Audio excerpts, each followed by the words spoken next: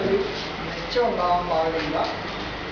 ഞാനിപ്പം മെറിൻ്റെ കയ്യിൽ ആ സോഫ്റ്റ്വെയർ കൊടുക്കുകയാണെങ്കിൽ മെറിൻ ബാക്കിയുള്ളവർക്ക് അത് വിതരണം ചെയ്യാൻ പാടില്ല. ഇങ്ങനത്തെ പല പ്രശ്നങ്ങളുള്ള ഒരു സോഫ്റ്റ്വെയറാണ് പ്രൊപ്രൈറ്ററി സോഫ്റ്റ്വെയർ. അതായത് നമ്മളെ ഒരു ചങ്ങലയിലിട്ട് ബന്ധിപ്പിക്കുന്നതിൻ്റെ ഒരു അവസ്ഥയാണ് പ്രൊപ്രൈറ്ററി സോഫ്റ്റ്വെയർ.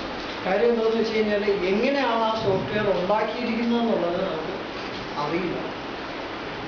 അപ്പോൾ സോഫ്റ്റ്വെയർ എങ്ങനെയാണ് ഉണ്ടാക്കിയിരിക്കുന്നതെന്ന് അറിയാൻ വയ്യെങ്കിൽ ആ സോഫ്റ്റ്വെയർ നിങ്ങളുടെ കമ്പ്യൂട്ടർ സിസ്റ്റത്തിനകത്ത് എന്താണ് അത് ചെയ്യുന്നതെന്ന് നിങ്ങൾക്ക് അറിയാൻ പറ്റും.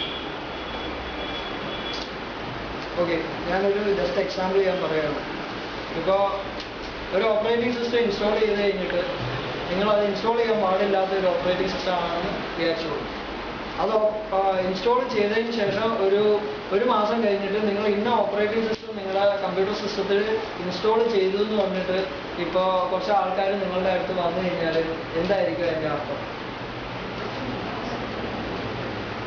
നിങ്ങളറിയാതെ ആ ഓപ്പറേറ്റിംഗ് സിസ്റ്റം എന്തോ കാര്യങ്ങളൊക്കെ വേറെ ആർക്കോ അയച്ചു കൊടുക്കുന്നു. നിങ്ങളിപ്പോൾ ഇൻ്റർനെറ്റോ എന്തെങ്കിലുമൊക്കെ കണക്ട് ചെയ്യുന്നുണ്ട്. അപ്പം നമ്മളറിയാതെ പല കാര്യങ്ങളും ഈ ഓപ്പറേറ്റിംഗ് സിസ്റ്റം ചെയ്യുന്നു. അപ്പം ഞാൻ ഈ ഏത് ഓപ്പറേറ്റിംഗ് സിസ്റ്റമാണ് ഇതിങ്ങനെ ചെയ്യുന്നതെന്നുള്ളത് ഞാൻ പറയേണ്ട ആവശ്യമില്ലല്ലോ. പറയണോ? ഇത് നിങ്ങൾക്ക് അറിയാം? ഇല്ല. ഓക്കെ, ഇതിൻ്റെ ഒരു കഥ എന്ന് പറഞ്ഞു കഴിഞ്ഞാൽ ഒരു ഓപ്പറേറ്റിംഗ് സിസ്റ്റം ഈ യു കെ എന്ന് പറഞ്ഞ സ്ഥലം കേട്ടിട്ടുണ്ടല്ലോ അല്ലേ? United kingdom. ആ സമയത്ത് ഏതാണ്ട് 98 കാലഘട്ടത്തിൽ ഒരു ഓപ്പറേറ്റിംഗ് സിസ്റ്റം ഇറങ്ങിക്കഴിഞ്ഞപ്പം അത് പ്രൊപ്രൈറ്ററി സോഫ്റ്റ്വെയറിൻ്റെ ഭാഗമായിരുന്നു. ആ സോഫ്റ്റ്വെയർ പലരും ആ കറക്റ്റായിട്ടുള്ള ലൈസൻസും അതിൻ്റെ പണം ഇല്ലെന്ന് പറയണം. ഒരു കുഴപ്പമില്ല കേട്ടോ, അത് വിഷമിക്കേണ്ട ഒരാവശ്യമില്ല. എന്താണെന്ന് വെച്ച് കഴിഞ്ഞാൽ അഭിപ്രായ വ്യത്യാസമുള്ളത് എപ്പോഴും നല്ലത് തന്നെയാണ്. അപ്പോൾ എൻ്റെ ആ ഒരു കാഴ്ചപ്പാടിൽ ഞാനിപ്പോൾ കണ്ടിരിക്കുന്നതെന്ന് വെച്ച് കഴിഞ്ഞാൽ പല വേണ്ടാത്ത സാധനങ്ങൾ ഈ പല രാജ്യങ്ങളിലുള്ളത് ഇതേപോലെ നമ്മുടെ മേലത്ത് അടിച്ചേൽപ്പിക്കാൻ പാകത്തിനുള്ള ഒരു ചുറ്റുപാടാണ് നിന്നിട്ടുള്ളത്. അപ്പോൾ നമ്മൾ എന്ത് ചെയ്യണം? We should move for one principle. Two principles. ഞാനിപ്പോൾ പറഞ്ഞ 2 values എന്താണ്? ട്രൂത്ത് പറഞ്ഞ കറക്റ്റാണ്. മറ്റേതാണ് മെയിൻ. മറന്നുപോയോ? ഫ്രീഡം. ഈ 2 വാല്യൂസാണ് ശക്തമായിട്ട് നമുക്കിത് യൂസ് ചെയ്യേണ്ട.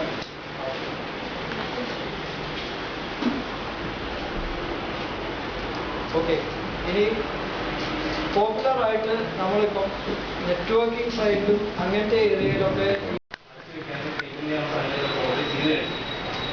പക്ഷേ അത് നമുക്ക് എന്താ പറയുക തുറന്ന് പൊളിച്ച് നമുക്ക് എടുത്ത് നമുക്ക് പഠിക്കണമെങ്കിൽ നമ്മൾ അറിയണം അങ്ങനെ സംഗതികൾ നടക്കണം. അപ്പോൾ ലോകത്ത് നടക്കുന്ന സംഗതികൾ അറിയാനുള്ള പ്രധാനപ്പെട്ട കാര്യം ഉണ്ടാകും. കൂടാതെ തന്നെ നമുക്ക് ഈ ഒരു ഷെയറിങ് നമ്മളുടെ ഇടയിൽ കൊണ്ടുവരാൻ ആദ്യം നമുക്ക് ശ്രമിക്കാം.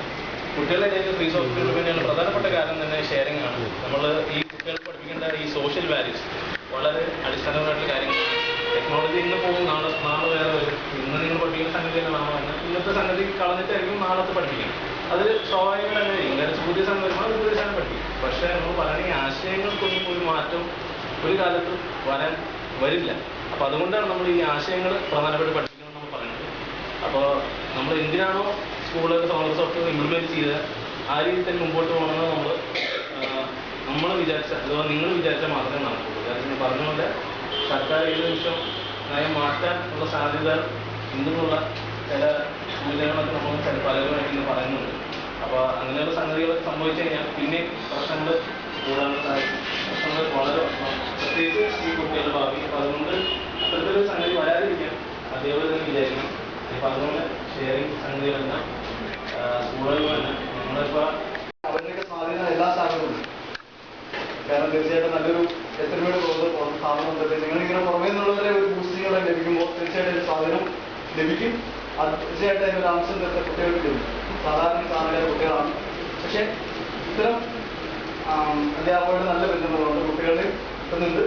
അപ്പോൾ ഇത്തരം പുറമേ നിന്നുള്ള നല്ലവരായ, അതായത് നല്ല ഒരു സാമൂഹിക കാഴ്ചപ്പാടുള്ളവരുമായി സ്വന്തമായി ചിന്തിക്കാൻ പറ്റും.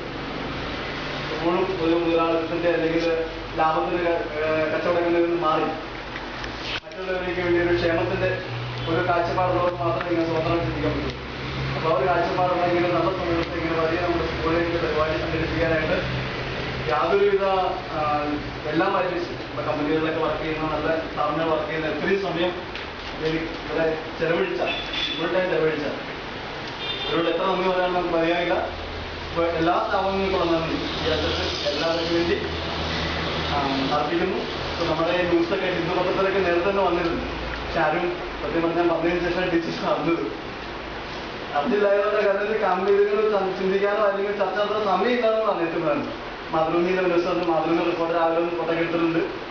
എങ്കിൽ പോലും അപ്പോൾ നമ്മുടെ ചുറ്റുപാടുള്ള സ്കൂളിൽ നടക്കുന്ന കമ്പനിയെ കുറിച്ച് അറിയാനും, പക്ഷേ ഇതും പബ്ലിസിറ്റി നമുക്ക് കിട്ടുന്നില്ല. ഡിപ്പാർട്ട്മെന്റിൽ ഇങ്ങനെ നടക്കുന്ന കാര്യം നമ്മൾ അറിയിക്കാൻ പറ്റുന്നില്ല. കാര്യം മികവിന്റെ സീഡ് നിർമ്മിച്ചു കൊടുക്കണമെന്ന് ഡിപ്പാർട്ട്മെന്റ്